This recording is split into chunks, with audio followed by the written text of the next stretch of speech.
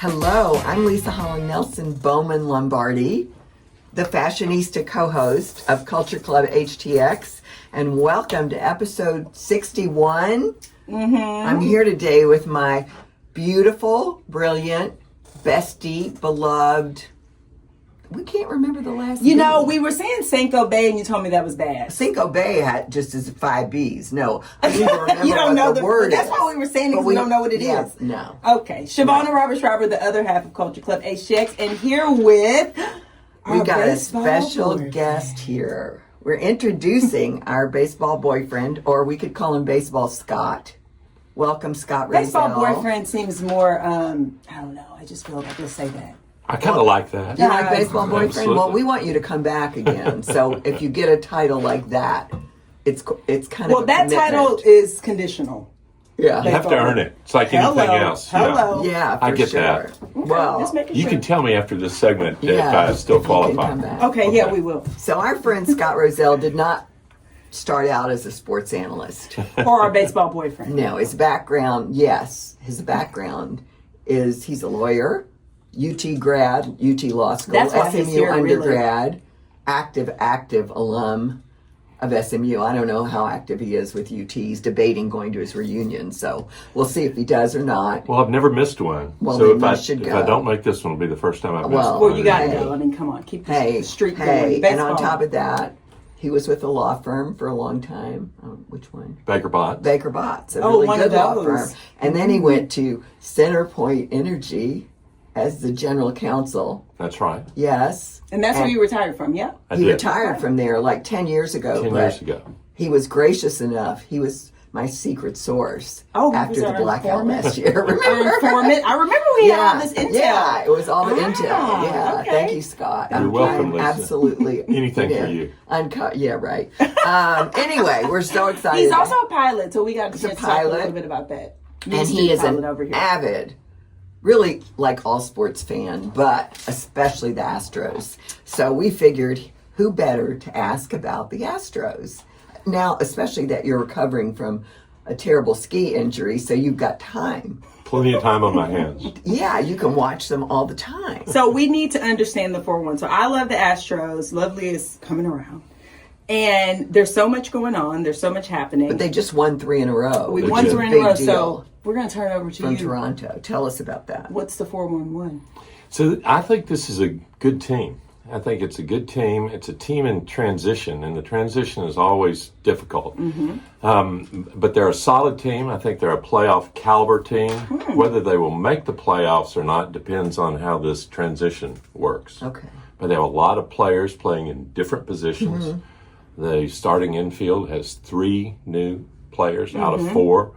You have 2 outfielders playing in the outfield who've never played in the outfield in their professional lives. So all that's hard. Yeah. How's Altuve doing? Altuve's doing fine as a left fielder. He's a good athlete. Fine is not good. And his bat is still really important to the Astros. He's learning that position. You know, these are all professionals. Yes. The people who play these positions are really good at what they do. And when I say he's doing fine, I think that's a compliment. You take a guy who's moving from second base, which he's played his entire career, to a new position and expect him to play like someone who's played their whole career is unreasonable. Okay, so that's he's fair. doing fine for someone making that transition. So you think they're connecting with each other? You feel optimistic about that? Because we know the We talked team about that culture and was all of that. the Yeah. team that was. Right. So if you ask me, I think that's the one big question mark for this team. And that is when you have so many new players playing in new positions, how does the team gel? It looks to me like the individuals here are all quality people. Looks like they should be able to do that. But I think the real question for the Astros is who's their clubhouse leader? Hello. Always comes back to We're leadership. very curious. Can Well- it be Yeah, Altuve? who is it? I don't look. Jose Altuve is the heart of that franchise. Yes. And he's a fabulous player. But he's a quiet guy. He leads by his example. Yeah. And, you know, during this run where the Astros have been so good, they've had really strong leadership in their clubhouse. They had a George Springer. They had a Carlos Correa. They had a Justin Verlander. They had an Alex Bregman. And we're not in the clubhouse, the three of us, so We we don't should get be. to we don't get to. Well, that would be a story in and of itself. We don't get to see how those men interact with each other. But no good team that I've ever followed, no good baseball team hasn't had someone who was a strong clubhouse leader, Yes. who could rally the team when they were down and could get in players' faces when they needed that. And people who have that kind of personality are rare. What about the guy with the Crocs? Wasn't it, there's the guy that everybody Yeah, he's got I the- thought he yeah, was like, the they're all buying Crocs. Camouflage Crocs. Yeah, whatever. Oh, So- is that? I don't know. Is that Dubon that's doing that? Well, He's the one with the No. belt. Do you remember who it was? The With camouflage the Crocs?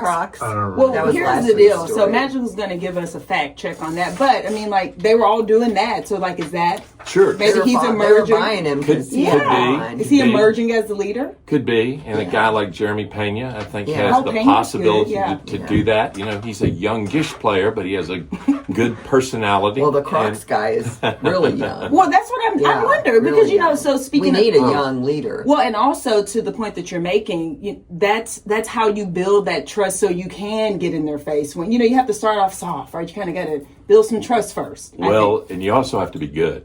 I mean, Well, yeah, you can't professional suck. athletes are not going to let somebody get in their face who's not good. Right. So Well, you that's have to true, be too. an accomplished player, and you have to have that kind of Ooh. you have to have that kind of personality. Okay, so you just said something, and we've talked about this because, you know, so Lovely is the greatest football coach who's never walked the sideline.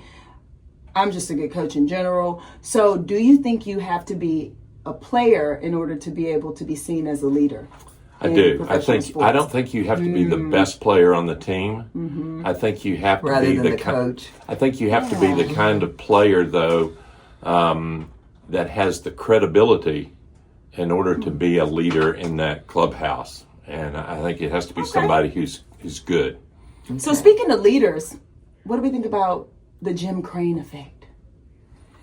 Well, I personally think Jim Crane is a really good owner. I think he's been a really good owner for the Astros. And I think all you have to do is look at the performance of the team since he's owned it. They've been in the playoffs more years while he's owned it than they were in all the other years of the Since franchise they were history. born. Yeah, right. that's true. And I think he's, and this is just my personal opinion, I think the decisions that he's made, the hard decisions on retaining players, including players who I really like and hated to see leave, I personally think all those decisions have been correct. And Okay. I think Jim Crane has been a good leader a good owner for the Astros. Okay, here's a big one. What do you think about the new name of the stadium? If you want to be invited back, tread lightly here. Well, I'm not sure which landmine I'm supposed to You don't have to avoid step. here. We're thrilled. We're thrilled. But I would say it just takes some getting used to. I'll say this: when Minute Maid Park became Minute Maid Park, I thought that was the dumbest name for a baseball facility I had ever heard in my whole life. That they were naming this out of an orange juice orange box. drink, the juice Yeah, box. The juice box. And So- now it'll be the Daikon juice So box. I got used to it, and I'm sure I'll get used to Dakin Field as well. You know what? Were you a litigator? That's what I'm thinking kinda. of litigation vibes. So you really know how to thread the needle. You do. I've noticed this. No, Yeah. I did actually regulatory law, so most of the real litigators wouldn't think I was a litigator. Okay. All right. So, Longtime Astros. Yes. fan. So this is I'm curious about this because I have feelings about this. How did you feel about moving from the National League to the American League? And have you changed your mind since it happened originally? I hated it, and yes, I've changed my mind. say more. Me too. So, Houston was always a National League city. They had the Cardinals, AAA minor league team forever, the Houston Buffaloes. The Astros came to the Colt 45s came to Houston as a member of the National League. We had great rivalries in the National League. Yes. And so I hated giving up on those. And I was not a fan of the designated hitter at all. They moved to the American League, and the first thing that happened was I immediately became a convert to the designated hitter. Well, Okay. I thought it. Magical is like, yep, true. I'm telling you, it added a lot to the game, and I used to think I enjoyed the strategy of how you handled pitchers who couldn't hit, and I realized pretty quickly that having sure out. Every ninth player wasn't really all that interesting. So I embraced the designated hitter. And, the Astros have been successful since they've been in the American League. So how can you not like that? And now they got the Yankees to play, which makes me so happy. That they have the Yankees. Wow. That's a good team. Everybody says, yes, iconic. I love the Yankees. Have me on another time. I'll tell you. I have some great Yankee stories. So Yankee fan stories. you're our baseball boyfriend, but you're going to sit in for the rest of our sports segment. So we have a few more. If you have something to say, you're welcome. We'll let you talk on these other parts if you feel. Magical, did we figure out who the Crocs guy is?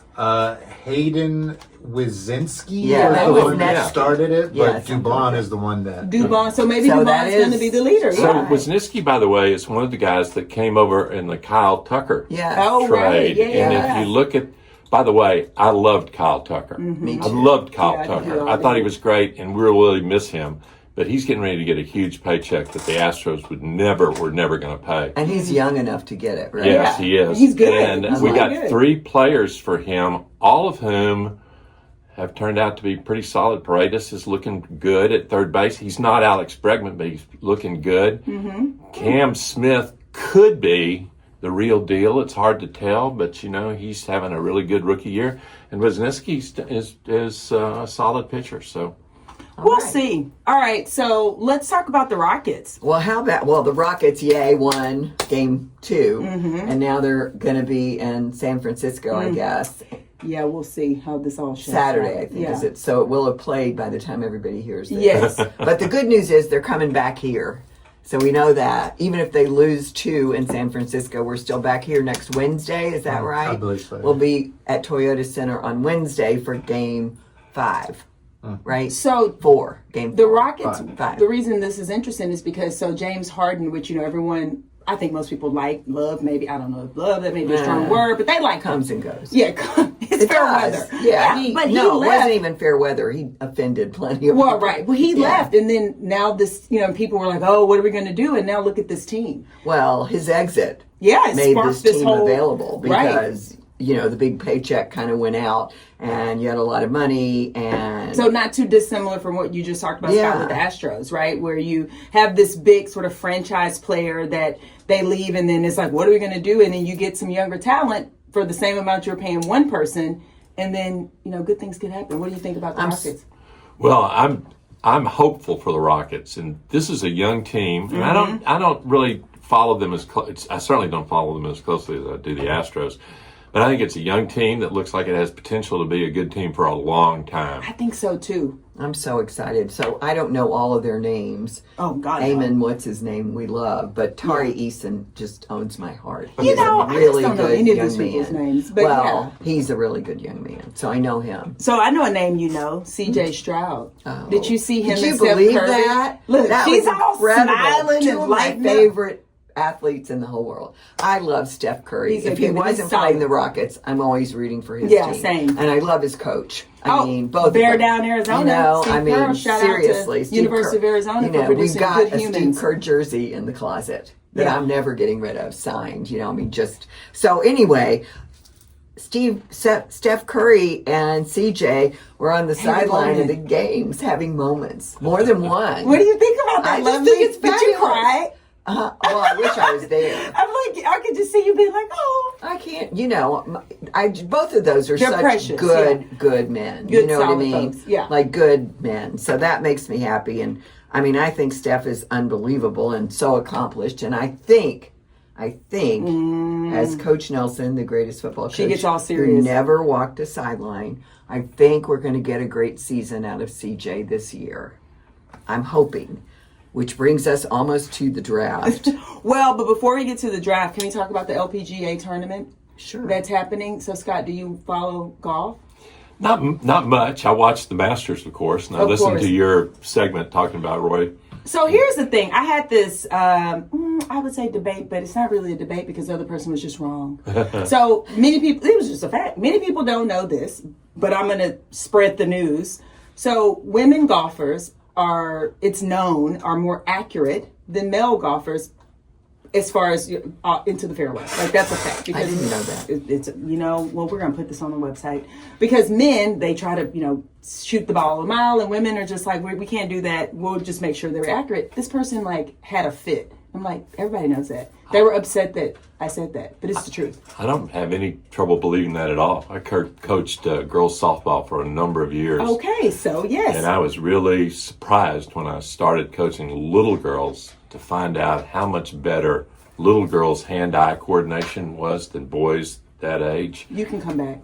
Keep going. Keep going. I mean, it's true. I didn't know about the shot-making Yeah. ability of women golfers, but I don't have trouble believing that at all. So we're hosting the Chevron Championship LPGA, which is at the Carlton Woods in the Woodlands. It's been happening all week. Bad weather, but nevertheless, some great golf being played. All right, so we were going to talk about. You said something. I said, but before we get to that, let's talk about golf. We're going to talk about the stadium and who's going to pay for NRG Park, or is that too contentious? We can definitely talk about that because it's a big deal for all of us. Because it's NRG Park is a $3 billion overhaul. Because The nothing's in the stadium billions anymore. is $1 billion, and if we don't do the stadium, we're going to have a big problem With who? The Texans? with the fans, with the Texans, with I think everybody. the stadium's fine. Like, what am I missing? The stadium feels fine to me.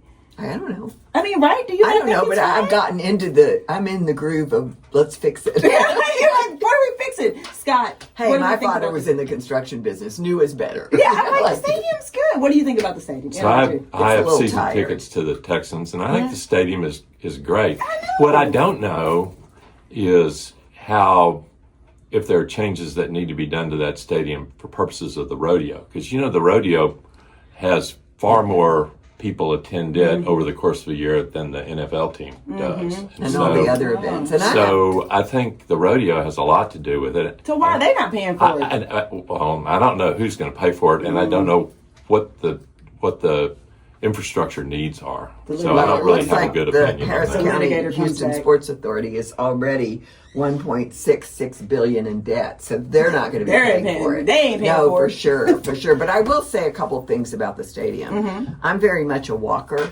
and I was walking out, and I can't remember if it was from a rodeo event or what it was, but it was absolutely immovable, and that's very dangerous. On the ramps going down. I mean, it was. yes, there were like so packed. many people. It was packed, and That's the it rodeo wasn't for sure. moving. That's probably the rodeo. Because where we Probably, come from, yeah. during we the season, go on the escalators. yeah, no, that was the So- rodeo. But here's the thing: I have an idea. So why don't we?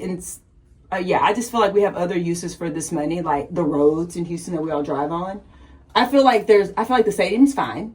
I mean, there's some things we can do around traffic control and people moving, of course, but that may be more of a personnel than an infrastructure, in my opinion. I don't know. I just feel like $3 billion sounds like a lot, and I feel like we have other uses for those funds. Okay. That's my thought. Baseball boyfriend? Well, that's a lot of money. So He's such an attorney. He won't answer. Well, it's a lot of money, but I'm not sure if the $1 billion or whatever number comes to take care of the stadium, if it needs to take care of it, it comes from the same pot or the same pockets that go to pay for our streets. So I just don't know enough. Streets. I know. Yeah, having bought 7 very expensive tires over the last 5 Yeah, years. Exactly. if you don't pay to fix the stadium, I'm not sure you get an extra $1 billion for the streets. Well, you know what that is. I know. Hot, we can't say the word. Okay, so you have season tickets to the Texans. I do. What do we think? The draft is happening. Thank you. Yeah, the That's draft's good. going to be important. The Texans have got one of the problems that comes with success is you don't get to draft A nearly low as number. highly, and You're like number it's, 20 or something. it's going to be interesting to So see we're who's not still getting- available. Yeah, we're not. Well, here's the thing about She sent me the predictions this Yeah, morning. here's the deal about the draft. I think that just like we talked about with the Astros, just like we talked about with the Rockets, I think that you don't always need to get the player that's the highest. You need to find a solid player who's willing to grow and learn. So the prediction of the Ohio State Oh, right. left Lineman. tackle Yes. lineman, that Which was we very need. good. We need, but I, of gosh. course, want the guy, the Lombardi. I want my Lombardi he here went with to me. UT, right? Yes. Well, Yeah. if you don't have somebody to protect CJ, it doesn't really Might as matter. Well, and this That's guy the would left be tackle great. from Ohio State. Yeah. Yeah. He was one. Remember how huge they were? Yeah. They were Yeah, giant. they were gigantic. So, Nick, you need to call us because, Nick, Yeah. she had a contract, a 1-day contract. With I- them. that Nick gave I me. heard about You that. heard about that? Yeah. Because I think my strategy would be to take a step back, take a deep breath, say, okay, we are where we are as far as the draft. Let's be really thoughtful and think about, to your point, who do we need to get to protect CJ? CJ is the most important asset because you need him to score. Right? That's right. So who do we need to get to protect CJ? And it's okay if it's not, the top whoever from wherever. We have to get people to protect CJ. Otherwise, we're dead in the water. Well, the really best offensive linemen, they don't come cheaply, and there's not that many of them around. There are a lot of, all of these professional sports, the people who play them are so good. And the differences between the people who are really, really excellent and the people who are just good professional players is not that much. But that much means a lot. Yeah, no, that's fair. But then you think about Tom Brady, lovely, don't say anything, who was not high in the draft. That's right. And is Tom Brady. So Yeah. I just feel like we need to think about those things too, Yeah. right? Like you can find those diamonds that are in the rough, and we need to be looking for that. Sometimes those are diamonds in the rough, and every general manager in the NFL or the NBA or the Major League Baseball, they think that that's what they're doing every time You they think? pick. Sure, of course they do. Well, they're thinking that misguided. they're going to get somebody who's going to come up and is going to be the next great star. And you get further down in the draft, you can take some chances. But I think baseball is the sport where, once again, players who are further down the draft order have a better probability of being good, and that's because the physical skills and physical maturity comes at a different pace for a baseball player than a true. football player. True. That's a very good point. So, and you draft baseball players. You can draft baseball players a lot younger than football players. So, it's really interesting. If you look at pitchers, particularly, you'll find a lot of pitchers that are really good turn out to be our low round draft pick. I can't remember what Roy Oswalt was for the Astros, but he's one of the all time best pitchers the Astros had. And I don't think he was a high draft pick. So we have one more contentious question for you. Okay. Name, image, likeness. What's your take on it? I was talking about that again today. Well, I think it's going to take a long time for college sports to adapt to this new system. It's really hard to argue that these players shouldn't get some financial benefit from the labor that they provide. So it's hard to do that, but I'll tell you right now, I think it's kind of like the wild, wild west out there, and there are players legitimately who are making an awful lot of money playing college sports. And I think, to your question, or that I heard on one of your prior segments, what does that mean for how we define these players? Yeah, exactly. And I think there's a lot to be settled out from this before. You know what I think they should do? They should hire the three of us. And we should be, no, seriously, we could be like a committee. Because we're objective. I'm so willing. No, seriously, me too. we're I really objective. am, because I You got just some legal chops, that There you helps. go. I want amateur sports to continue. I think I there's really a place do. for it. It I doesn't agree. mean you can't get paid anything, but I think once you're getting paid megabucks, Right. you're not an amateur unless you're getting paid megabucks for endorsements of something that has nothing to do with what you're doing, which you can't get if you're not doing well. Exactly. But on the other hand, the school isn't paying you. Correct. So the school paying you is what's kind of I feel like there bothers needs to me. be a, what do you call those panel of judges that are like, what do you call it? An arbitration Yeah, I panel. think we need an arbitration panel Yeah, for we this could be it. that's set aside from the universities. arbitration and mediation. Because they're too close. I think universities are too close, and so then they're like, "Rah," and players are too. Well, they need and an objective The other part perspective. of it, And we're sports 80% going to football. fans. Right. You know what I mean? That doesn't feel very fair. That's 20% for how many Everything other else. athletes? Yeah. Well, that's You the know? revenue producing sport, so that's part of it, and that's Also the sports that have been invested in, so hence making them the revenue. Well, the producing. people, I the mean, person that said 80% was U of H. You think that they're 80% football and not basketball at U of H? Yeah. Calvin Sampson, nobody ever leaves. Right. Right. Nobody No, this is a good nobody goes to another school. They don't transfer out This of is U a of very H. good Has point. anybody noticed that? As magical No just saying, one- go Cougs. Yeah, He's like, yeah. not I mean, they listening don't. to They anything don't. else. They come to U of H. Yeah. but they don't transfer No, out. this is a They very don't good point. leave this coach. So here's the So- deal. I just think that if they were to hire us, I'm just saying, Magical, you should join this panel too. That we You could go where we probably go. give, I feel like we could give a fair assessment and some recommendations. Because we're fans. Yes. We understand. Yes. We don't have any skin in the game. I think they should hire us. Who do we need to talk to? I have skin in the game. Let's just say my whole emotional. Yeah, well, self you have emotional is skin in this the game. We're not paying anybody though. But I feel like they should hire us because I think that's what you're right. I think it's going to take some time, but I think they can't do it. I think they need an objective third party. Well, I'll update my resume. All Okay, right. cool. What do you We're say, ready. Scott? I'm just say the players and the institutions and the sports and the alumni bases and the fans all have a piece of this. There is some outcome that has to take all of that into account. And we've started with the players, which I don't think is a bad idea, and now we've gone straight to what's the most that we can generate from our alumni base to pay these kids. And we've kind of, I think, left perhaps the institutions and the fans behind a little bit.